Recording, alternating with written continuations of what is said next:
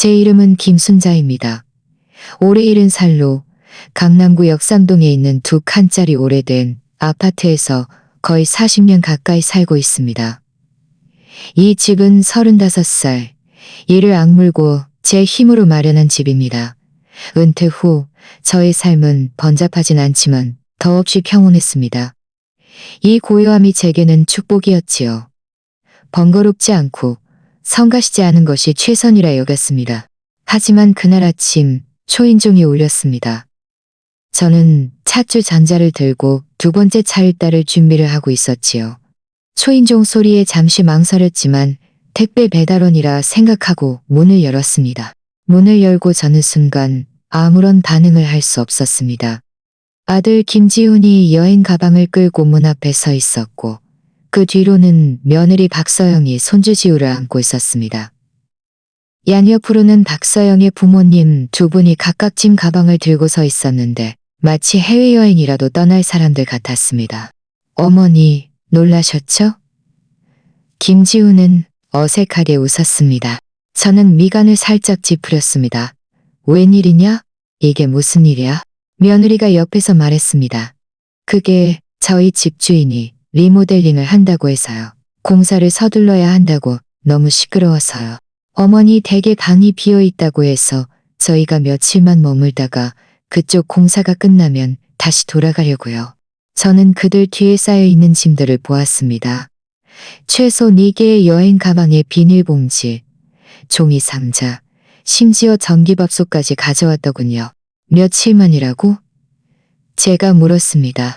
금방 끝날 거예요. 길어야 1주일, 2주일 정도요.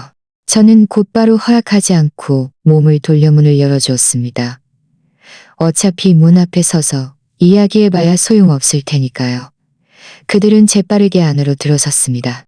마치 누가 짐을 풀고 누가 손주를 안고 누가 어느 공간에 있을지 미리 상의라도 한 듯이요. 15분도 채 되지 않아 제 거실은 짐들로 거의 가득 찼습니다. 손주 지우는 장난감을 들고 바닥을 뛰어다니다가 실수로 거실 탁자에 부딪혀 제가 아끼던 청아백자 찻잔을 산산조각 내버렸습니다. 저는 한동안 아무 말도 하지 못하고 고개를 숙여 깨진 조각들을 하나씩 주워 담았습니다. 박 여사님이 웃으며 말했습니다. 아이들은 다 그런 법이죠. 어머니 찻잔이 너무 약했나 봐요. 박서영은 베란다 창가에 서서 손을 등 뒤로 한 채 창밖 풍경을 둘러보더니 물었습니다. 여기는 동양인가요? 남양인가요? 바람이 아주 잘 통하네요. 저는 자리에서 일어나 파편들을 쓰레기통에 버리고 손을 씻었습니다. 그리고 그들을 한번 쳐다보며 말했습니다. 점심은 드셨어요? 박서영이 황급히 말했습니다. 아이고, 정말 죄송해요. 태를 끼쳐드렸네요. 저희는 사실 배달 음식 시켜 먹어도 괜찮아요. 집에서는 그래도 불을 써야지요. 제가 담담하게 말하며 부엌으로 들어가 밥을 지었습니다. 밥을 하는 동안 저는 계속 생각했습니다. 이 5 식구가 이렇게 갑자기 찾아온 것이 정말 임시적인 일일까? 아니면 이미 계획된 일이었을까? 예전에는 아들 부부가 도움이 필요하면 내가 받아들일 수 있을까 하는 생각도 해봤습니다. 하지만 이 집은 작아서 여러 사람이 살기에는 적합하지 않다고 여겼습니다. 저 혼자 살아야 피곤함을 느끼지 않을 테니까요. 그때 부엌으로 박 선생님의 목소리가 들려왔습니다. 어머니, 이 수납장은 어떤 나무로 만드신 거예요? 제가 보니 이 구조는 좀 더 바꿀 수 있을 것 같아요. 아일랜드 식탁을 놓으면 괜찮을 것 같네요. 저는 아무 대답 없이 그저 채소를 썰었습니다. 칼날이 도마에 닿는 소리가 점점 무거워졌습니다. 식탁에서는 지우가 제가 평소에 앉던 자리에 앉아 있었고 저는 가장자리에 앉을 수밖에 없었습니다. 박서영이 말했습니다. 여기 학군이 좋다고 들었어요. 초등학교도 가깝다면서요? 저는 고개를 끄덕였습니다.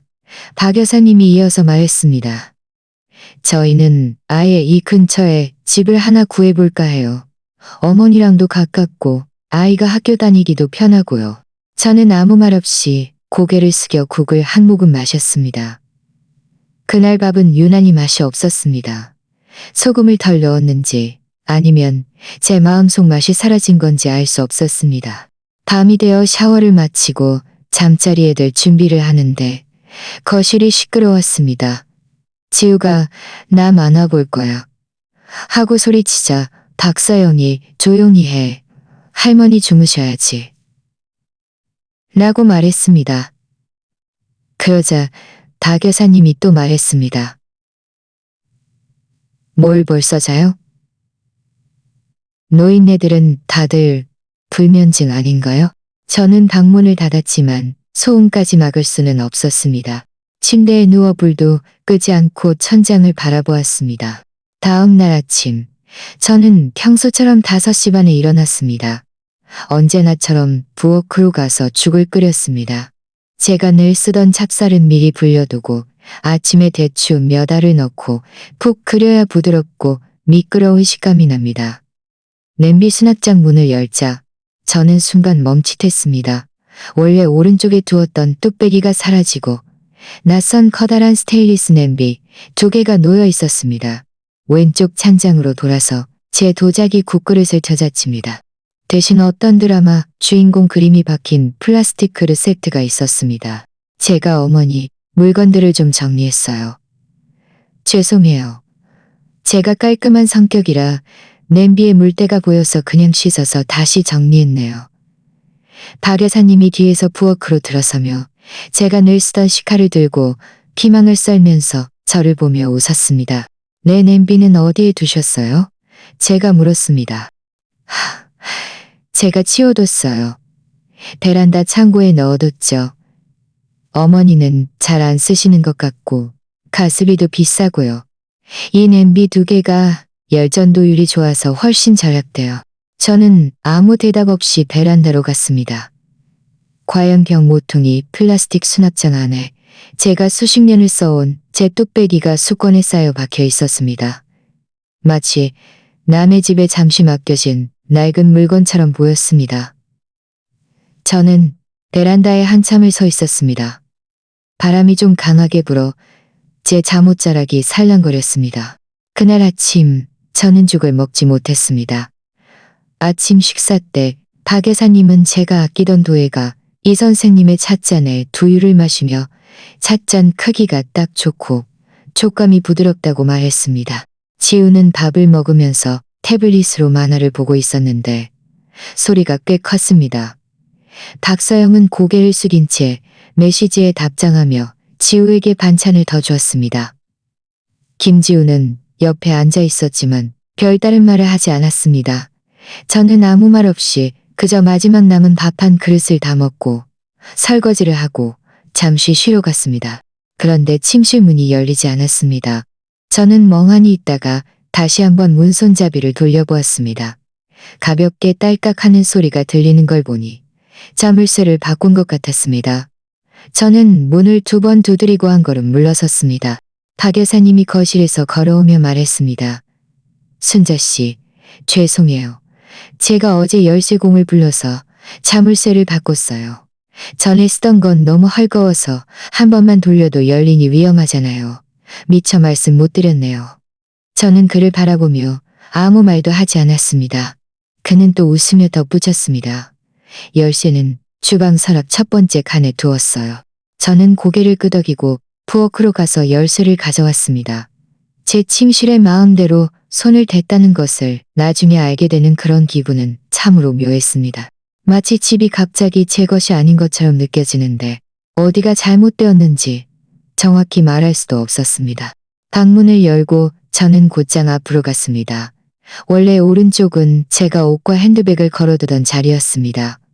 지금은 절반이 비어져 이불 몇 채와 짙은 보라색 자수가 놓인 잠옷 한 벌, 그리고 화장품이 담긴 투명 플라스틱 상자 2개가 쌓여 있었습니다. 저는 잠옷을 집어 들었습니다. 불어닥친 섬유유연제 향이 났습니다. 저는 그것을 다시 접어 넣었고 마음속이 답답했습니다. 제가 정말 일부러 어머니 공간을 침범하려던 건 아니에요. 어머니 방이 너무 넓어서 활용이 안 되는 것 같기에 저희가 잠깐만 빌려 쓰려고요. 박 여사님이 문가에 서서 말했습니다. 이렇게 하면 어머니 공간을 침해하지 않잖아요. 얼마나 머무를 생각인가요? 저는 옷장문을 노려보며 더 이상 부드럽지 않은 목소리로 물었습니다. 박서영이 복도에서 나오며 피식 웃었습니다. 엄마, 제가 말씀드렸잖아요. 길어야 일주일이나 2주일이라고요. 집주인 공사가 얼마나 빨리 끝나느냐에 달렸어요. 저는 그를 보지 않고 김지훈에게 말했습니다. 엄마, 정말 너무 긴장하지 마세요. 저희도 다 계획이 있어요. 그는 한 발짝 물러서며 말했습니다. 지훈이가 이따 돌아오면 어머니께 말씀드릴 거예요. 저는 더 이상 묻지 않았습니다. 그날 하루 종일 저는 집 밖으로 나가지 않았고 부엌에도 들어가지 않았습니다. 저녁 6시 반 김지훈이 돌아왔습니다. 저는 그를 방으로 불렀습니다. 이 집에 그들이 들어와 살도록 누가 결정한 거니? 그는 고개를 숙여 의자에 가방을 내려놓으며 나지막이 말했습니다. 어머니, 그들도 지우를 위해서 그랬어요. 공부에 방해될까봐. 그럼 네가 허락해서 들어온 거니? 아니, 그들도 원래는 잠시만 머물 생각이었고 우리가 한 가족인데 어머니도 불편하게 만들고 싶지 않으시잖아요. 나한테 물어본 적 있니? 그는 잠시 침묵했습니다. 그들이 부엌에 들어와 내 냄비를 바꾸고 침실 문을 바꾸고 옷장을 손대고 매일 아침 일어나면 아무것도 내 것이라고 할 만한 게 없어. 이게 며칠만 머무를 사람들이 하는 행동이라고 생각하니? 그들은 연세가 있으신데 여관에 가라고 할 수는 없잖아요. 저는 고개를 끄덕이고 더 이상 말을 하지 않았습니다. 그는 제가 아무 말도 하지 않자 잠시 서 있다가 조용히 방을 나갔습니다. 셋째 날 아침, 저는 이른 새벽에 장을 보러 나섰습니다. 남대문 시장 안에는 아직 사람이 많지 않았고 바닥은 축축했습니다. 공기 중에는 채소와 생선 비린내, 그리고 두부 냄새가 섞여 있었습니다. 저는 꽁치 2마리와 청경채 1단, 두부 1모를 골랐습니다. 점심에는 맑은 국에 생선구이를 하려고 생각했습니다. 시장 출구에 다다랐을 때 저는 잠시 멈칫하더니 발길을 돌려 철물점으로 향했습니다. 사장님, CCTV 설치도 하시나요? 제가 물었습니다. 어디에 설치하시려고요? 실외인가요? 실내인가요? 실내요. 저는 목소리를 낮췄습니다. 제 방에요. 다른 사람들이 모르게 하고 싶어요. 그는 저를 한번 쳐다보고 고개를 끄덕였습니다. 네, 해드립니다. 에어컨 구멍이나 옷장 위에 다 설치 가능해요. 제가 잘 숨겨드릴 수 있어요. 녹화만 할까요? 아니면 휴대폰으로도 볼 수 있게 할까요? 음성은 필요 없으시죠? 좋아요. 제가 젊은 사람을 1명 보내드릴게요. 손이 빠를 거예요. 그리고 안방문 잠금 장치도 바꿔주세요. 제가 덧붙였습니다. 열쇠는 여러 개 말고 하나만 있으면 돼요. 채소를 들고 집에 돌아왔을 때 지우는 거실에서 뛰어다니며 만화를 보고 있었고 박 여사님은 베란다에서 빨래를 개고 있었습니다. 박 선생님은 부엌에서 차를 우리고 있었습니다. 저는 방으로 돌아와 문을 조용히 닫았습니다. 잠시 서 있었습니다. 문에 새겨진 나무결은 어제와 다를 바 없었지만 오늘부터는 제게 마음속 열쇠 하나와 에어컨 구멍 아래 숨겨진 초소형 카메라가 생겼습니다. 저는 책상에 앉아 서랍을 열고 낡은 노트를 꺼냈습니다. 그것은 제가 교사로 일하던 시절 수업 내용을 기록하던 노트였습니다. 이제 표지는 누렇게 바랬고 종이 모서리도 구겨져 있었습니다. 저는 빈 페이지를 찾아 펜을 들었습니다. 첫 페이지에 저는 제목을 썼습니다. 거주, 기간 중 물품 및 공간 변동 기록. 저는 밥 한 그릇, 등불 하나를 따지고 들려는 것이 아니라 앞으로의 대화에 무엇으로 응대해야 할지 분명히 알기 위함이었습니다. 저는 옷장 한쪽 공간 점유, 박서영의 옷과 개인 물품 보관, 안방문 잠금장치 교체, 본인 허락 없이 진행. 열쇠는 상대방이 보관하다, 나중에 관한. 주방 조리 도구 및 그릇 위치 변경, 원래 쓰던 냄비 베란다에 숨겨짐. 제 크림이 절반쯤 남아 있었는데 뚜껑이 헐거워져 있었습니다. 본인의 사용 습관과 다름. 아이보리색 캐시미어, 목도리 가장자리가 달아 실이 끊어져 있었습니다. 잡아당겨진 것으로 추정. 라고 천천히 썼습니다. 한 글자 한 글자 기억을 더듬어 기록했습니다. 정오 12시 13공이 왔습니다. 박 여사님이 말했습니다. 순자씨, 뭘 또 고쳐요? 저는 웃으며 말했습니다. 방문 잠금 장치가 왠지 모르게 불안해서요. 그는 고개를 끄덕이고 더 이상 묻지 않았습니다. 기술자 아저씨는 빠르게 자물쇠를 교체했고 에어컨 구멍 아래 작은 카메라를 설치했습니다. 옷장 쪽이 촬영될 수 있는 각도였습니다. 부엌에는 냉장고 위쪽에 숨겨진 센서형 카메라를 붙였습니다. 녹화는 이 작은 기기에 자전됩니다. 계속 녹화되고 휴대폰과 연결되지 않아요. 매일 밤 이 버튼을 눌러서 한 번씩 저장하시면 됩니다. 감사합니다. 걱정 마세요. 아무도 눈치채지 못할 겁니다. 설치를 마친 후 저는 평소처럼 밥을 하고 설거지를 하고 차를 우렸습니다. 모든 것이 평소와 다를 바 없었습니다. 밤 10시쯤 식구들이 하나둘 불을 끄고 TV 소리도 마침내 조용해졌습니다. 거실에는 지우만이 곰 인형을 안고 소파에서 꾸벅꾸벅 졸고 있었습니다. 저는 조용히 부엌으로 들어가 그 작은 기기를 꺼내 USB에 연결하고 그날의 녹화 영상을 저장했습니다. 그리고 지슌이오영 사이로 부엌, 옷잔이라고 적힌 새로운 라벨을 붙였습니다. 방으로 돌아와 노트북을 켜고 첫 번째 녹화 성공, 한 번 USB에 저장이라고 기록했습니다. 이어서 돋보기를 쓰고 휴대폰을 꺼내 주소록에서 한 이름을 클릭했습니다. 이정은 법학과. 이 이름을 클릭한 지는 정말 오래되었습니다. 그는 제 대학 동창으로 졸업 후 판사와 교수를 거쳐 변호사 사무실을 차렸고 몇 년 전 은퇴했지만 그의 머리는 여전히 믿을 만하다고 생각했습니다. 여보세요? 정은아, 나 순자야. 아이고, 순자야. 정말 오랜만이네. 네 목소리 들으니 반갑다. 웬일로 전화를 다 했어? 무슨 일이 좀 생겨서 말이야. 네게 물어볼 게 있어. 저는 아들 가족이 들어와 살게 된 것부터 침실 문이 바뀌고 옷장을 침범당한 일까지 지금의 상황을 담담하게 감정 없이 이야기했습니다. 솔직한 이야기를 해줄까? 그럼요. 넌 뭘 참고 있는 거니? 관계가 틀어질까봐 걱정하는 거니? 결국 한 가족이니까? 그 말은 30년 전에도 했잖아. 지금도 똑같네. 저는 피식 웃었지만 아무 말도 하지 않았습니다. 그는 잠시 멈칫하더니 말했습니다.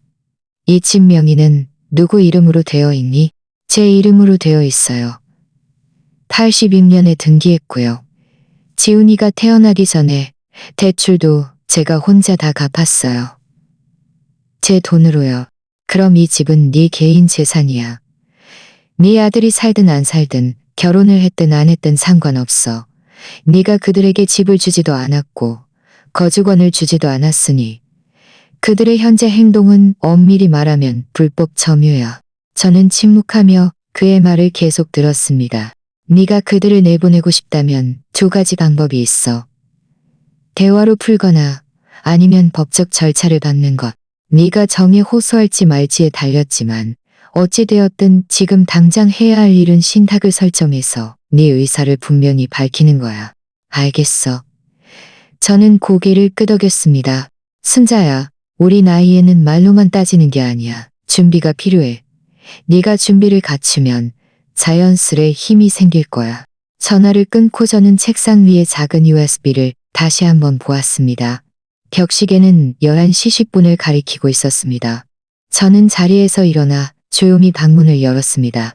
거실의 희미한 불빛 아래 저는 부엌, 거실, 화장실 등 몇 군데 변동이 생긴 곳을 모두 사진으로 찍었습니다. 천천히 방으로 돌아와 컴퓨터에 사진을 옮기고 분류 라벨을 붙였습니다. 그날 저는 시장에서 채소 2봉지를 들고 돌아왔습니다. 문을 열고 들어서자마자 멍하니 서 있었습니다. 식탁은 완전히 다른 모습으로 꾸며져 있었습니다. 원래 제가 매일 앉아서 사과를 깎고 빨래를 개던 자리는 박 여사님이 새로 가져온 식탁보가 깔려 있었는데 아이보리색 면 소재의 레이스가 가장자리에 달려 있었습니다. 식탁 위에는 찻잔 세트와 접시에 담긴 다과 3접시, 그리고 인덕션 위에는 차가 끓고 있었고 김이 공기 중에 피어올랐습니다. 식탁 옆에 앉아있는 사람은 박 선생님뿐만 아니라 제가 모르는 여자 2명과 중년 남자 1명도 있었습니다. 그들은 회사원 차림이었는데 옆집 아주머니들은 아니었습니다. 아주머니 오셨어요? 그중 한 여자가 일어나 저에게 고개를 숙였습니다. 죄송합니다. 저희는 서영이 어머니 친구들인데 근처에 집을 보러 왔어요. 여기가 환경이 좋다고 해서 저희를 데리고 와서 구경시켜 주시는 중이었어요. 저는 그들을 한번 훑어보고 고개를 끄덕였습니다.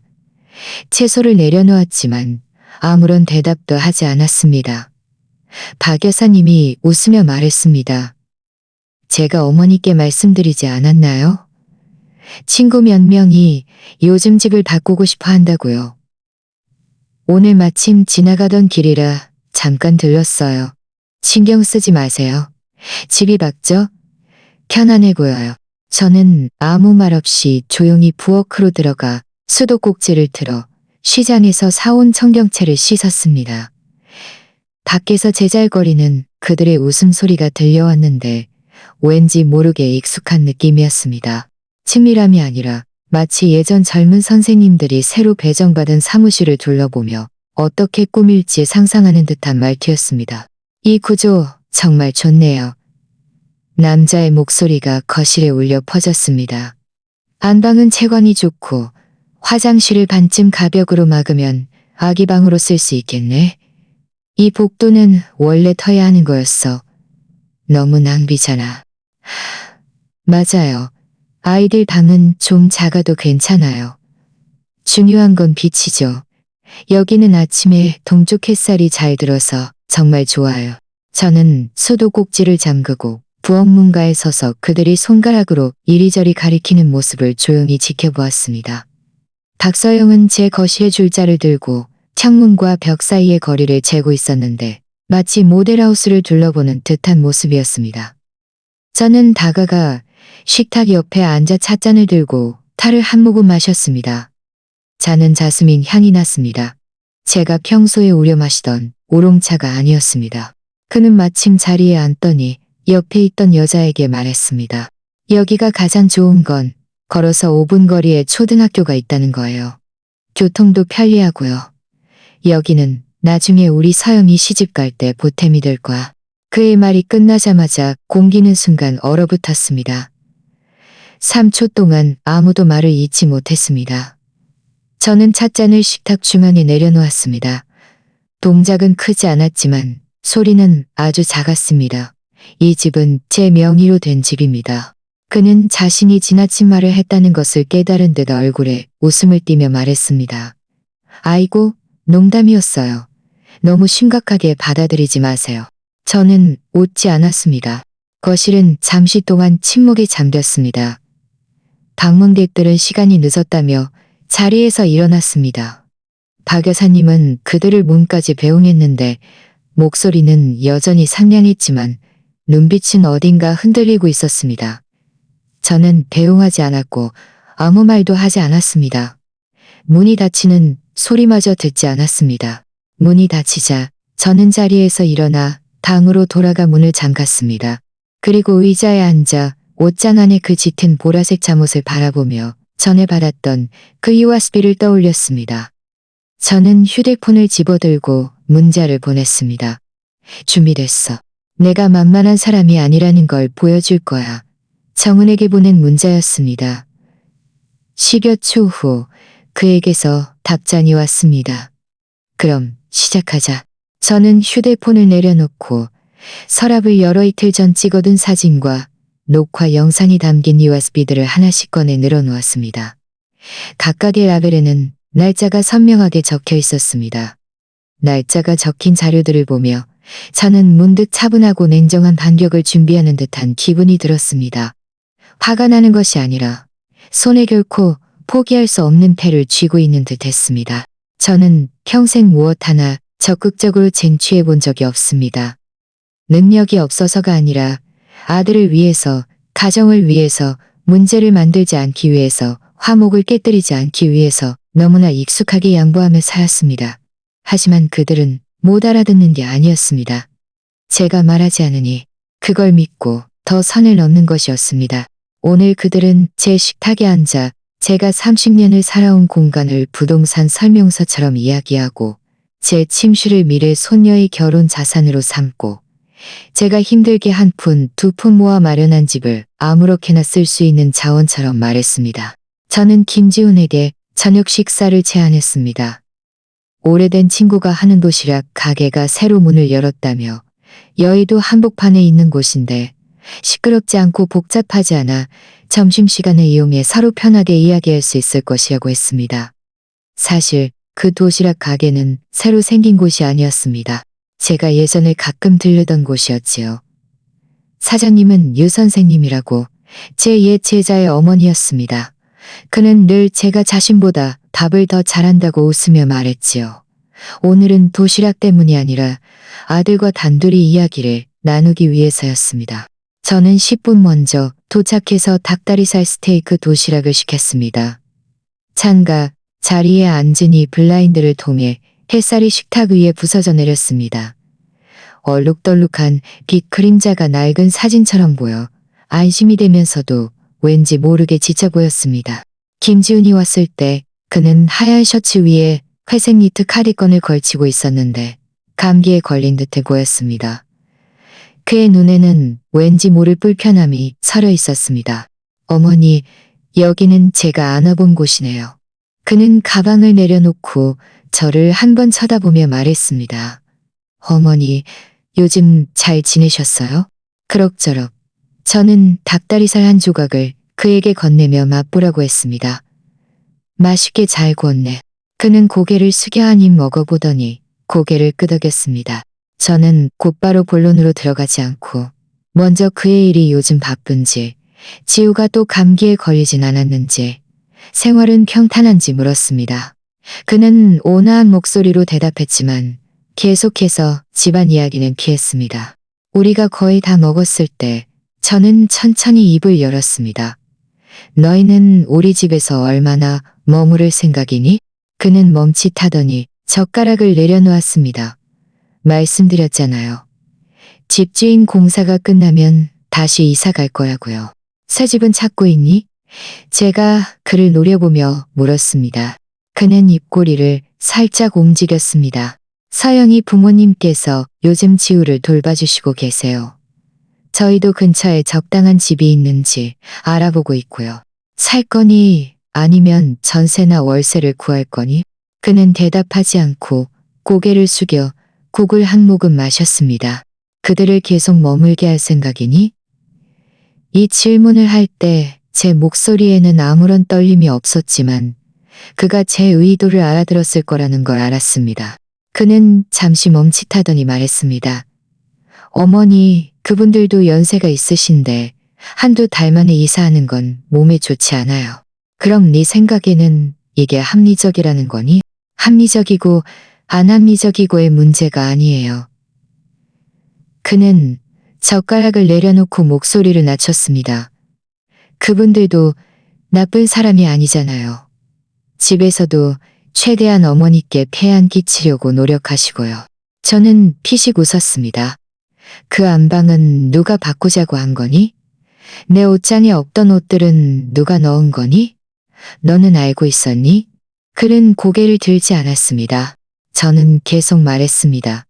부엌의 조리 도구들, 내 크림, 샤워 물 온도, 심지어 TV 채널마저도 내가 보던 채널이 아니야. 이게 폐 안 끼친다는 거니?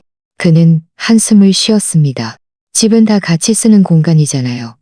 같이 살다 보면 익숙해지는 과정이 필요하죠. 이 집이 다 같이 쓰는 공간이니? 제 목소리는 여전히 높지 않았지만 한 글자 한 글자가 또렷했습니다. 등기 명의는 누구 이름으로 되어 있니? 대출은 누가 혼자 다 갚았니? 이 30여 년을 나 혼자 버텨낸 곳이야. 그런데 지금 와서 너희가 다 같이 사는 곳이라고 하는 거니? 그는 입술을 움직였지만 아무 소리도 내지 않았습니다. 저는 그를 바라보았습니다. 제 마음속의 희미한 기대는 그가 시선을 피하는 그 순간 천천히 무너져 내렸습니다. 결국 너는 모든 것을 알고 있었으면서도 그저 침묵했던 거로구나. 제가 천천히 말했습니다. 그는 고개를 숙이고 밥그릇에 닭다리살 한 조각을 더 넣으며 저를 보지 않았습니다. 네가 아무 말도 하지 않으면 중립이라고 생각하는 거니? 제가 고개를 저었습니다. 그건 중립이 아니야. 묵인하는 거지. 그는 마침내 고개를 들었고 눈에는 약간의 당황스러움이 서려 있었습니다. 어머니? 아니, 너는 그저 아무에게도 미움받고 싶지 않은 것뿐이야. 제가 그의 말을 대신 끝냈습니다. 네가 어릴 때 감기 걸리면 내가 안고 병원에 갔고 한밤중에 바람 맞으며 뛰어다녔어. 네가 고등학교 기숙사에 있을 땐 매주 밥을 해다 날랐고 아버지가 그립다고 할 땐 내가 함께 공원묘지에 갔고 네 첫 직장 보증금은 누가 내줬니? 네가 결혼할 땐 누가 10년 모은 퇴직금을 내줬니? 나는 너를 비난하는 게 아니야. 그저 담화하는 것뿐이야. 그는 입술을 굳게 다물고 대답하지 않았습니다. 저는 그를 바라보며 문득 이 사람이 너무나 익숙하면서도 동시에 너무 멀게 느껴졌습니다. 식사 후 우리는 각자 헤어졌습니다. 그는 회의가 있다 했고 저는 은행에 볼 일이 있다 했습니다. 우리는 더 이상 말을 섞지 않았고 다음 만남도 약속하지 않았습니다. 그날 밤 저는 집에 돌아와 아무 말도 하지 않았습니다. 평소처럼 밥을 하고 설거지를 했습니다. 하지만 그들이 모두 잠든 후 저는 그 가계부를 꺼내 지난 3년간의 영수증들을 펼쳐 놓았습니다. 수도세, 전기세, 가스비는 한 달 평균 7만 5천 원, 관리비와 주차비는 한 달에 2만 5천 원, 여기에 인터넷, 케이블 TV, 휴대폰, 가정분할 요금까지 식료품비 지출은 일주일에 평균 1억만 원이었습니다. 아들과 며느리가 해외여행 갈 때 손주를 맡아달라고 부탁했을 때 제가 지우를 돌봐주었던 기록도 있었습니다. 그날 아침 저는 회색 긴팔 셔츠에 네이비색 긴 치마를 입고 머리카락을 단정하게 빗어 올렸습니다. 거울 앞에서 제 모습을 2번 살폈습니다. 옷자락을 당겨 정리했습니다. 저는 미리 준비해둔 서류들을 황토색 서류 봉투에 정리했습니다.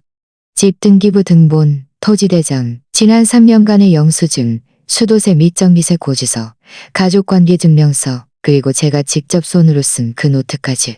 모든 것이 시간에 맞춰 정렬되어 있었고 라벨로 깔끔하게 분류되어 붙어 있었습니다. 10시 15분 저는 지하철을 타고 강남역 사거리에 도착했습니다. 한 오피스텔 건물 앞에서 엘리베이터 버튼을 눌렀습니다. 정은희의 사무실은 10층에 있었습니다. 은퇴 후 그가 개인적으로 차린 곳으로 평소에는 몇몇 오랜 고객만 상대했습니다. 그의 사무장이 저를 회의실로 안내했고 그는 이미 저를 기다리고 있었습니다. 그의 옆에는 차주전자와 법률 서류 더미가 놓여 있었습니다. 왔구나. 그가 고개를 들고 저에게 미소 지었습니다. 저는 서류 봉투를 내려놓고 앉았습니다. 넌 여전히 빈틈없이 철두철미하네. 그가 제가 가져온 서류들을 펼치며 말했습니다. 대학 때 우리가 모의 법정 자료 준비할 때 기억나? 네가 항상 가장 깔끔하게 정리했었지. 선생님 습관이 지금까지 남아있네요. 제가 웃으며 말하고 등기부 등본을 건넸습니다. 그는 안경을 쓰고 잠시 서류를 보더니 설명을 시작했습니다. 집 등기일은 1986년이야. 매매 계약은 완벽하고 대출은 네가 혼자 신청해서 다 갚았으니 너의 혼인 전 개인 재산이야. 어떤 사람과도 공이나 증여 계약을 맺지 않았고 공동생활주택으로 등기되지도 않았으니 소유권은 오롯이 너 한 사람에게 있어. 그는 잠시 멈칫하더니 제가 고개를 끄덕이자 계속 말했습니다. 그러니 법적으로 말하자면 그들이 네 집에 머무는 것은 네가 허락한 사용일 뿐이야. 너는 언제든 그 허락을 철회할 권리가 있고 그들은 장기 거주권은 전혀 없어. 저는 숨을 들이켰습니다. 약간 조여있던 마음이 조금 풀리는 듯 했습니다. 하지만 문제는 법은 그렇게 쓰여 있지만 삶은 법 조항만으로 이루어지는 게 아니지. 네가 그들을 내보내고 싶으면서도 관계를 완전히 끊고 싶지 않다면 단계별 준비가 필요해. 정은은 서류들을 정리하고 다른 초안을 저에게 밀어주었습니다. 그는 말하면서 초안에 적힌 몇 가지 핵심 단어를 가리켰습니다. 첫 번째 단계는 신탁이야. 이 집은 너의 노후 보장 신탁 재산으로 설정하는 거지. 처분 불가가 아니라 보장을 위한 거야. 너를 신탁 수익자로 지정하면 집은 함부로 양도하거나 담보로 잡을 수 없고 네가 지정한 조건 하에서만 사용 변경이 가능해. 무슨 뜻이니? 제가 물었습니다. 간단히 말해 누가 이 집에 들어와 살고 싶다면 신탁 관리인의 동의를 받아야 해. 이 관리인은 내가 될 수도 있고 제3의 변호사나 믿을 만한 회계사가 될 수도 있지. 저는 고개를 끄덕였습니다. 두 번째 단계는 유언장이야. 네가 지금 당장 재산을 분배할 생각은 없더라도 유언장을 작성해서 네 생존 기간 동안 어떤 상속인도 미리 상속을 주장할 수 없고 네 사용 방식에 간섭할 수 없다고 명시할 수 있어. 세 번째는 거주 계약서야. 그는 특히 강조했습니다. 그들과 임시 거주 및 사용 합의서를 작성할 수 있어. 거주 기간과 사용 공간의 범위를 명시하고 기간을 넘기면 권한을 포기한 것으로 간주한다고 적는 거지. 그들이 동의할까? 서명하든 안 하든 중요하지 않아. 중요한 건 네가 서면 자료를 가지고 있다는 거야. 그들이 서명하지 않으면 협상 기회를 포기하는 것이고 네가 나중에 그들에게 나가라고 할 때 신탁 집행을 통해 또는 법원에 불법 점유를 주장할 수 있어. 저는 그의 말을 한 글자 한 글자 또렷이 이해하며 고개를 끄덕였습니다. 하고 싶어. 이제는 결심했어. 제가 말했습니다. 평생 학생들을 가르치며 이성적으로 대처하라고 가르쳤지.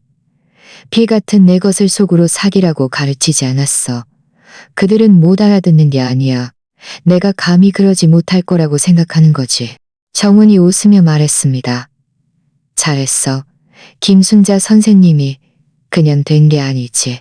저는 차를 한 모금 마시고 찻잔을 내려놓으며 말했습니다. 할 말이 하나 더 있어. 가족 회의를 열고 싶어. 그들에게 직접 말할 거야. 내가 아직 정신이 멀쩡하다는 걸, 함부로 움직일 수 있는 늙은 할머니가 아니라는 걸 알리고 싶어. 저는 잠시 멈췄습니다. 그들에게 당장 나가라고 하는 건 아니지만 이 집이 당연히 자기들 명의로 넘어올 거라고 착각하게 두지도 않을 거야. 그럼 어떻게 말할 생각이야? 욕하거나 소리치지는 않을 거야. 그저 이 자료들을 보여주며 내가 모든 것을 알고 있다는 걸 알릴 거야. 대화는 할 수 있지만 속이려 들면 안 돼. 정은은 고개를 끄덕이며 말했습니다. 그럼 내가 먼저 서류를 작성해 줄게. 집에 가서 그들에게 먼저 보여줘. 미리 마음의 준비를 하게 하는 거지. 정오에 우리는 근처 식당에서 간단한 점심을 먹었습니다. 그가 반찬을 덜어주며 말했습니다. 우리 나이에는 무능력한 것보다 남들이 우리가 너무 약해서 존중할 가치도 없다고 생각할까봐 가장 두려워. 저는 고개를 끄덕였습니다. 그냥 더 이상 참기 싫을 뿐이야. 그날 오후 집에 돌아왔을 때 지우는 TV를 보고 있었고 박서영은 베란다에서 빨래를 개고 있었습니다. 박 선생님은 방에서 에어컨을 켜고 있었습니다. 아무도 제가 어디에 다녀왔는지 묻지 않았습니다. 저는 식탁으로 가서 그 서류 봉투를 식탁 모퉁이에 놓았습니다. 옆에는 김순자 개인재산 사용의사 자료라고 적힌 빨간색 라벨이 붙어 있었습니다. 저는 아무 말도 하지 않고 물컵을 들고 부엌으로 들어가 차를 한 주 전자 우렸습니다. 그리고 베란다에 앉아 아래를 오가는 차들을 바라보며 10분이 지나자 박 여사님이 식탁에서 그게 무슨 소리냐고 묻는 소리가 들렸습니다. 아무도 대답하지 않았고 TV 소리만 작아졌습니다. 아침 식탁에서 저는 전 한 판을 부치고 청경채 볶음을 만들고 평소처럼 차 한 주전자를 우렸습니다. 박 여사님이 지우의 가방을 가져와 말했습니다. 저 이따가 지우 도서관에 데려갈 거예요. 저는 전을 정리하며 나지막이 말했습니다. 오늘은 서두르지 말고 좀 앉아봐. 할 말이 있어. 제 목소리는 높지 않았지만 공기는 목을 졸린 듯 고요해졌습니다. 박서영은 젓가락질을 멈추고 고개를 들어 저를 바라보았습니다. 그의 눈빛이 순간 흔들렸습니다. 어색하게 웃으며 말했습니다. 갑자기 무슨 가족 회의예요? 시간이 갑자기 난 것도 아니고 할 이야기가 갑작스러운 것도 아니다. 저는 자리에서 일어나 방으로 들어가 책상 서랍에서 서류 봉투를 꺼내왔습니다. 다시 식탁으로 돌아와 봉투를 내려놓고 앉았습니다. 박 선생님은 젓가락을 내려놓고 헛기침을 했습니다. 목소리가 메말라 있었습니다. 무슨 일이에요? 저는 천천히 서류 봉투를 열고 첫 번째 서류인집 등기부 등본사본을 꺼냈습니다. 그것을 식탁 위에 펼쳐놓고 한 글자 또박또박 읽었습니다. 본인 김순자, 올해 70세, 역삼동자가 주택의 유일한 소유주이며 1982년에 등기되었고 공동 소유권자 없으며 대출 기록 없고 증여 등기된 바 없습니다. 공기는 더욱 무거워졌습니다. 심지어 멀리서 들려오는 쓰레기차의 음악 소리마저 선명하게 들렸습니다. 저는 계속해서 서류봉투에서 두 번째 종이를 꺼냈습니다. 그것은 정은이 저를 위해 작성해준 가족 임시거주 규정각서였습니다. 저는 또렷하게 읽어 내려갔습니다. 빠르지 않았지만 한 문장 한 문장이 힘있게 꽂혔습니다. 1. 이 집의 소유권은 본인 김순자의 단독 재산임. 2. 본인의 허락 없이 거주하는 모든 친족은 거주권을 갖지 못함. 3. 안방을 점유할 수 없음. 4. 가구를 마음대로 교체하거나 이동할 수 없음. 5. 본인의 개인 물품을 사용할 수 없음. 6. 본각서 고지일로부터 모든 거주자는 7일 이내에 자진하여 이사할 것. 7. 7일 이내에 이사하지 않을 경우 주택 사용권 및 동산 점유권을 법적으로 주장하고 변호사를 통해 불법 점유 및 부당 이득 반환 청구 소송을 제기할 것임. 저는 다 읽고 식탁 위에 여러 눈들을 바라보았습니다. 아무도 말을 하지 않았습니다. 지우마저도 잠시 조용했습니다. 박 여사님이 먼저 소리쳤습니다. 순자 씨, 너무 심하시네요. 그의 목소리가 높아졌습니다. 우리 식구가 어머니 댁에 온 건 지훈이도 여기 있으니 그런 거 아니겠어요? 아이를 돌보는 게 어떻게 불법 점유가 돼요? 저는 찻잔을 식탁 중앙으로 밀어 넣으며 말했습니다. 내 방에 들어와 침대에서 자고 내 옷장을 뒤졌는데 고맙다고 해야 하니? 박 여사님은 벌떡 일어섰습니다. 거기도 우리 딸 집이에요. 지훈이는 어머니 아들이고 우리는 한 가족이잖아요. 저는 자리에서 일어나지 않고 눈빛도 흔들림 없이 그저 말했습니다. 단 한 번이라도 나에게 물어본 적이 있니? 우리가 무슨 나쁜 사람도 아니고 잠깐 머무는 것도 안 되나요? 그의 목소리가 떨렸습니다. 저는 어머니가 외로울까봐 더 함께 있어 드린 거예요. 내가 외로울까봐 걱정하는 사람은 내 방 문잠금 장치를 바꾸지 않아. 박서영은 미간을 찌푸리며 무언가 말하려 했지만 결국 한숨만 내쉬었습니다. 저는 그들을 보지 않고 김지훈을 바라보았습니다. 너는? 그는 마치 제가 처음 말을 건 것처럼 멍하니 저를 바라보았습니다. 입을 벌렸지만 아무 말도 나오지 않았습니다. 너도 뭔가 말해봐. 그는 겨우 한 문장을 쥐어짰습니다. 어머니, 다시 한번 생각해 보시면 안 될까요? 우리는 한 가족이잖아요. 넌 도대체 어느 편에 서 있는 거니? 제가 그의 말을 잘랐습니다. 저는 그저 모두가 잘 지내기를 바랄 뿐이에요. 그는 이 말을 마치고 온몸을 움츠렸습니다. 저는 더 이상 말하지 않았습니다. 저는 그 가족 임시 거주 규정각서 사본 네 불을 꺼내 한 분은 김지훈 앞에, 한 분은 박 선생님에게, 한 분은 박 선생님에게, 마지막 한 분은 박 여사님 앞에 놓았습니다. 이것은 각서 내용이다. 나는 너희에게 지금 당장 동의하라고 강요하지 않는다. 당장 나가라고 억지로 밀어내지도 않는다. 하지만 7일 이내에 서명하지 않으면 법적 절차를 시작할 것이다. 박서영은 입술을 깨물고 종이를 집어들어 빠르게 훑어본 후 다시 내려놓았습니다. 어머니, 어떻게 이러실 수 있어요? 저희는 그저 잠시 머무는 것뿐인데 저희를 남처럼 대하시는군요. 저는 대답하지 않았습니다. 저는 자리에서 일어나 서류 봉투를 다시 손에 들고 말했습니다. 너희는 돌아가서 충분히 의논해. 오늘 밤까지 서명된 종이를 나에게 돌려줘. 만약 서명하지 않으면 변호사를 통해 정식으로 내용 증명을 보낼 것이다. 아무도 말을 하지 않았습니다. 저는 방으로 돌아와 조용히 문을 닫았습니다. 밤은 이미 깊었습니다. 집안 사람들은 모두 각자의 방으로 돌아갔고 거실에는 오직 TV 화면의 푸른빛만이 벽면을 유영하고 있었습니다. 마치 소리 없는 손이 공간을 더욱 차갑게 끌어당기는 듯했습니다. 저는 외투를 걸치고 따뜻한 차 한 잔을 우려 베란다로 가서 창문을 살짝 열었습니다. 지훈아, 제가 나지막이 불렀습니다. 잠깐 나와봐. 그는 방에서 고개를 내밀더니 망설이는 듯 제 맞은편에 앉았습니다. 저는 따뜻한 차 한 잔을 그에게 밀어주었습니다. 오늘은 다투거나 비난하지 말자. 그저 이야기만 하자. 제가 말했습니다. 그는 고개를 끄덕였습니다. 골목 안쪽에서 바람이 불어와 약간 서늘했습니다. 베란다의 희미한 불빛이 식탁 위를 비추며 제가 펼쳐놓은 노트를 환하게 비췄습니다. 저는 가계부가 적힌 페이지를 펼쳐 보였습니다. 2022년 6월부터 2025년 3월까지 총 34개월. 수도세, 총 34개월.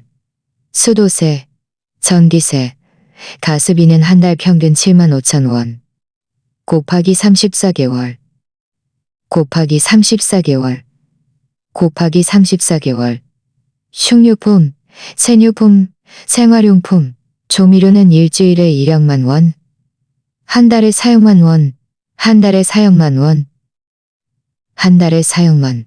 지우가 학교에 가기 전에 내가 너희를 위해 뭘 해줬는지 기억하니? 어린이집, 영어 여름 캠프. 3년 동안 내가 적어도 7번, 총 380만 원 이상을 보태줬어. 너희가 해외여행 갔을 때 내가 지우를 7일 동안 돌봤고 새 옷과 장난감도 사주고 결석계도 내서 동물원에도 데려갔어. 저는 고개를 들어 그를 보았습니다. 그는 고개를 숙인 채 아무 말도 하지 않았습니다. 이런 이야기를 처음 하는 것도 아니고 돈을 갚으라는 것도 아니야. 제 목소리는 평온했지만 하지만 말해봐. 나에게 남은 게 무엇이 있니? 저는 잠시 멈췄다가 계속했습니다. 내가 밥을 하면 너희는 먹고 내가 설거지를 하면 너희는 TV를 보며 누워 있었지. 너희가 들어온 후 안방은 바뀌었고 가구도 바뀌었어. 옷장 안에는 그들의 이불이 있었고 내 옷에서 나는 향수 냄새는 내 것이 아니었어. 칫솔 놓는 위치도 3번이나 바뀌었고 심지어 밥솥마저도 내가 쓰던 게 아니야. 이곳은 내 집이야.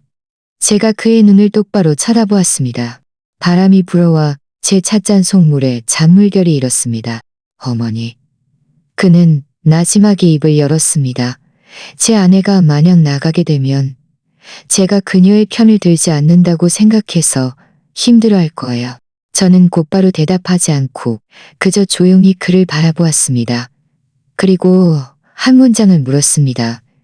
그럼 네 어머니가 힘들어할 거라는 생각은 해봤니? 그는 멍하니 대답하지 못했습니다. 나를 봐. 제 목소리가 낮아졌습니다. 네가 왜 이러니? 너만 나이에 이런 계산을 해야 한다고 생각하니? 왜 내가 밤에 잠도 못 자고 방에서 혼자 라벨을 붙이고 사진을 찍고 변호사를 찾아야 한다고 생각하니? 내가 평생 너에게 빚진 건 없어. 네가 태어나서 결혼할 때까지 단 한 번도 네 곁을 떠난 적이 없었어. 네가 넘어지면 일으켜 세웠고 공부할 땐 뒷바라지했고 결혼할 땐 돈을 내줬지. 그런데 지금 와서 네 아내에게 나가라고 말하는 게 어렵다고 하는 거니? 그는 입술을 깨물었고 얼굴색이 매우 어두워졌습니다. 나는 네게 어느 편을 들라고 하는 게 아니야. 네가 나를 한 사람으로 대하고 있는지 묻는 거야. 엄마로서가 아니라 뒷바라지하는 사람으로서가 아니라 살아있는 존재로서 삶의 방식과 생각이 있고 나만의 공간이 필요한 한 사람으로 말이야. 저는 저 자신을 가리켰습니다. 내 이름은 김순자야. 올해 70살이지. 나는 너희의 부속품도 아니고 물건을 쌓아두는 창고도 아니며 더더욱 너희 삶의 발판이 아니야. 그는 아주 오랫동안 침묵했습니다. 마치 머릿속에서 무언가와 씨름하는 듯 했습니다. 어머니, 죄송해요. 그가 아주 작게 말했습니다. 사과하면 다 해결되니? 저는 피식 웃었습니다. 비웃음이 아니라 피로감에서 오는 웃음이었습니다. 그럼 뭘 할 거니? 내일 서영이한테 확실히 말해서 우리 이사할게요. 저는 고개를 끄덕였습니다. 고맙다는 말은 하지 않았습니다. 그것은 그가 제게 베푼 은혜가 아니라 제가 30년과 3일의 시간을 들여 얻어낸 결과였습니다. 다음 날 아침, 저는 미용실에 가서 머리를 잘랐습니다. 골목 안쪽에 있는 작은 미용실이었는데 사장님은 50살쯤 된 여성으로 저를 오랫동안 알고 지냈습니다. 오늘 짧게 잘라주세요. 제가 말했습니다. 네, 전부 잘라주세요. 어깨 위로요. 그는 웃으며 말했습니다. 여름도 오고 시원해서 좋죠. 저는 거울 속 제 머리카락이 한 올씩 덜어져 나가는 것을 보았습니다. 어깨선이 드러나고 목도 더 이상 머리카락이 가려지지 않았습니다. 그 순간 저는 한결 가벼워진 기분이 들었습니다. 머리를 자르고 난 후 저는 거울 앞에 서서 짧은 머리에 제 모습을 바라보았습니다. 눈빛은 또렷했고 얼굴에는 더 이상 지친 기색이 없었습니다. 서울 하늘은 비라도 내릴 듯 잔뜩 흐렸지만 끝내 비는 내리지 않았습니다. 집안은 그 어느 때보다 고요했습니다. 저는 평소처럼 밥을 지었습니다. 많지 않았습니다. 2사람 몸만 지었습니다. 2사람 몸만 지었습니다. 저와 미래의 저 자신을 위한 몫이었죠. 부엌에는 계란과 파기름의 고소한 냄새가 퍼졌지만 전 몇 달처럼 아무도 덥다고 시끄럽다고 혹은 제가 만든 음식이 입에 맞지 않는다고 불평하지 않았습니다. 밥이 거의 다 될 무렵 저는 박 여사님이 방에서 이 상자는 밥이 거의 다 될 무렵 저는 박 여사님이 방에서 이 상자는 여기 두세요. 전기밥솥 조심하고 찌그러지지 않게 라고 지휘하는 소리를 들었습니다. 10시가 채 되지 않아 이사업체 직원들이 도착했습니다. 젊은 남자 3명이 여행 가방, 종이 상자, 봉투들을 하나씩 아래층으로 옮겼습니다. 박 여사님과 박서영은 아무 말 없이 분류하는 것을 도왔습니다. 김지우는 베란다에서 담배 2개비를 피웠지만 한마디도 하지 않았습니다. 지우는 파란색 티셔츠를 입고 작은 책가방을 메고 식탁 옆에 앉아 그 마법 같은 스쿨버스 책을 뒤적이고 있었습니다. 저는 그들이 물건들을 거의 다 비워냈다는 것을 알 수 있었습니다. 안방 침대 매트리스는 제 것이었지만 박 여사님이 자신의 라텍스 매트리스로 바꿨다가 오늘 그것마저 가져갔습니다. 심지어 침대 시트 한 장 남기지 않았더군요. 저는 그 익숙하면서도 낯선 텅 빈 침대 프레임을 보며 문득 지난 몇 달이 마치 남에게 집을 빌려주고 꿈을 꾼 것 같았습니다. 저희 갈게요. 박서영이 마지막으로 문가에 서서 담담한 목소리로 말했습니다. 그는 저에게 작별 인사도 고개조차 돌리지 않았습니다. 박 여사님은 멈칫하더니 말했습니다. 나중에 늙어서 후회하지 않으셨으면 좋겠네요. 이 세상 모든 노인이 편안하게 살 수 있는 건 아니니까요. 그의 말은 담담했지만 마치 공중에 박힌 가시처럼 남아 있었습니다. 저는 아무 대답 없이 그저 가볍게 고개를 끄덕였습니다. 그들은 떠났습니다. 문이 조용히 닫혔습니다. 쿵 하는 소리도 아무런 소리도 나지 않았습니다. 지우만 문가에 서 있었습니다. 그는 책가방을 메고 한 손은 주머니에 넣고 다른 손에는 작은 피카츄 인형을 쥐고 있었습니다. 몇 초 동안 서 있더니 문득 뒤를 돌아 저를 한 번 쳐다보았습니다. 아무 말도 하지 않고 그저 고개를 살짝 끄덕였습니다. 저는 그에게 미소 지었습니다. 그는 또 잠시 서 있다가 몸을 돌려 아래층으로 내려갔습니다. 계단 쪽은 점점 조용해졌습니다. 마지막으로 이사 직원들이 손수레를 끄는 소리마저 멀어졌습니다. 저는 집 안으로 돌아와 문을 닫고 2번 잠갔습니다. 오후에 저는 방을 정리했습니다. 박씨 가족이 남기고 간종이 상자들을 봉하여 베란다에 두었습니다. 안방 침대에는 예전에 옅은 하늘색 침대 시트를 다시 깔았습니다.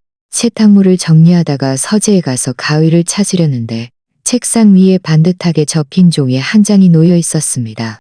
저는 그것을 펼쳤습니다. 지우가 남긴 글씨였습니다. 삐뚤빼뚤했지만 또렷하게 읽을 수 있었습니다. 할머니가 해준 계란, 볶음밥 좋아요. 지우는 할머니 보고 싶을 거예요. 지우 올림. 저는 이 몇 줄의 글을 보며 피식 웃었습니다.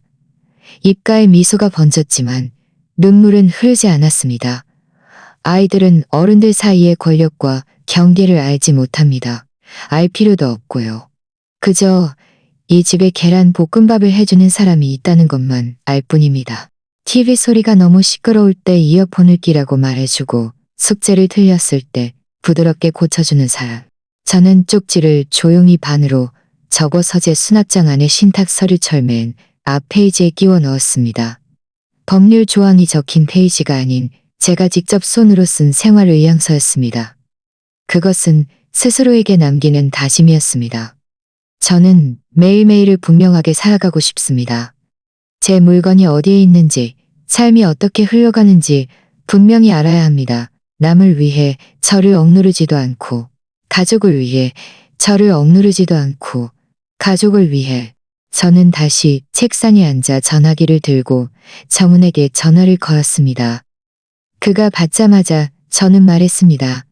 우리 정식으로 계약하죠. 전화 저편에서 잠시 침묵이 흘렀습니다. 그리고 그가 말했습니다. 좋아, 기다릴게. 새벽녘 역삼동 거리에는 아직 차량 통행이 많지 않아 가끔 지나가는 택시와 새벽 청소차 소리만이 들렸습니다. 저는 연보라색 블라우스를 입었습니다.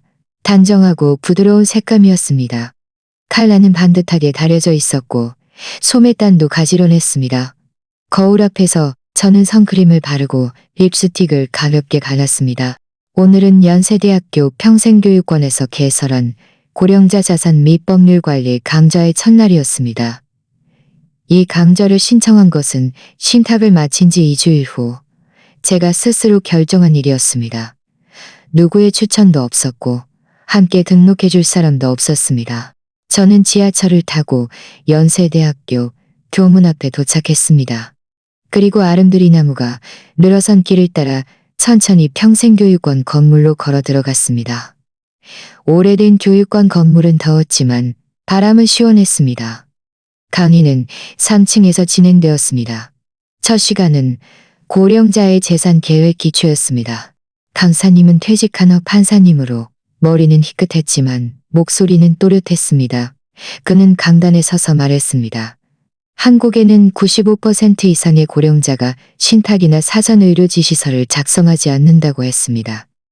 다시 말해 일이 닥치고 나서야 허둥지둥하기 시작하는 것이죠.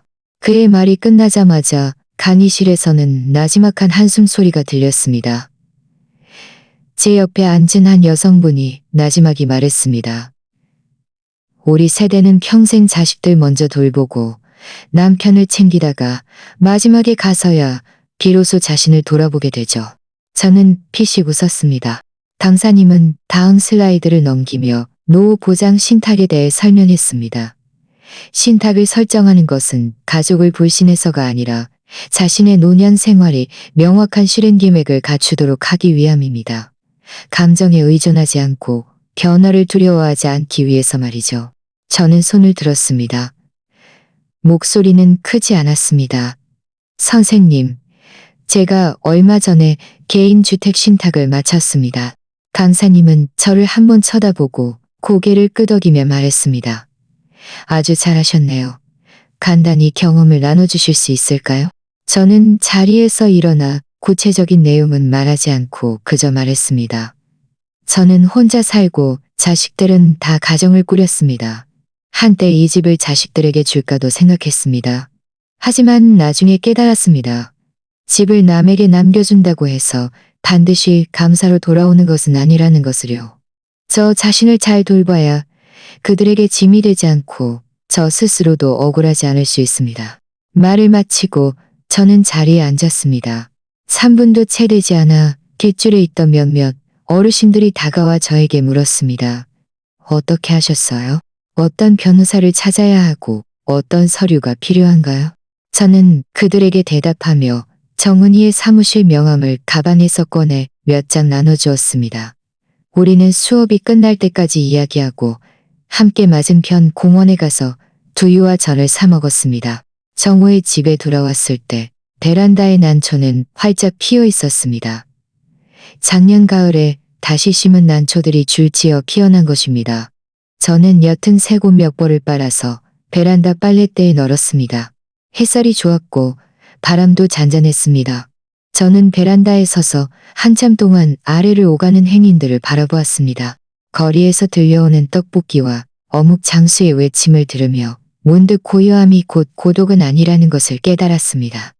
그것은 또한 하나의 온전함일 수도 있다는 것을요.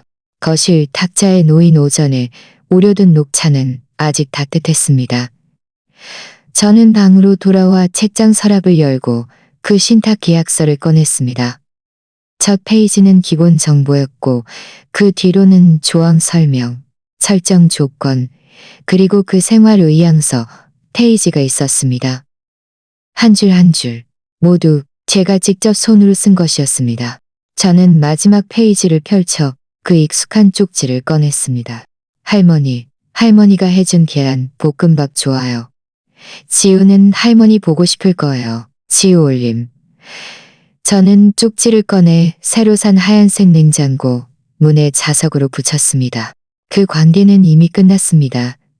저는 문을 완전히 닫아버린 것도 아니지만 새로 열린 문을 아무에게나 활짝 열어주지도 않을 것입니다. 오늘부터 저의 모든 선택, 모든 지출, 그리고 제 집에 들어올 모든 결정은 저로부터 시작될 것입니다. 김순자는 노년의 삶이 고요할 것이라 생각했습니다. 꽃을 심고 차를 우려 마시며 책을 읽고 가끔 옛 영화를 보는 그런 삶이요. 하지만 갑작스러운 동거는 그녀의 모든 삶의 리듬을 깨뜨렸습니다. 아들 가족 5명이 그녀가 홀로 마련한 집에 들어와 부엌과 옷장을 점령했고 심지어 그녀의 침대마저 더 이상 그녀의 것이 아니었습니다. 그녀는 울지도 소리치지도 않았습니다. 그저 한 걸음 한 걸음 인내해서 깨어남으로 나아갔습니다. CCTV를 설치하고 가계부를 기록하고 변호사를 찾아 신탁을 설정했습니다.